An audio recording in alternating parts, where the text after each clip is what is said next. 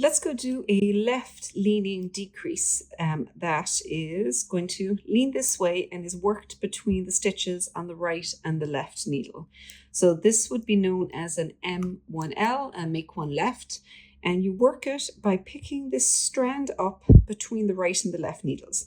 You want to pick it up from the front. Doesn't matter if you use the right needle or the left needle, like you can pick it up like this, or you can take the left needle to pick it up from the front. What's important is that you pick it up from the front.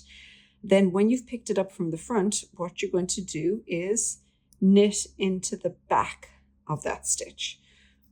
What that will do is it will twist the stitch, so it creates a little twist so there's no hole and a slight leaning across here.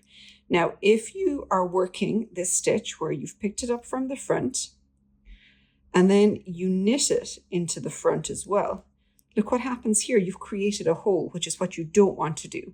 So that's why it's really, really important when you pick it up from the front to make that left leaning increase, you then knit it through the back loops to close it off, just like we did over here, so that you don't get any hole.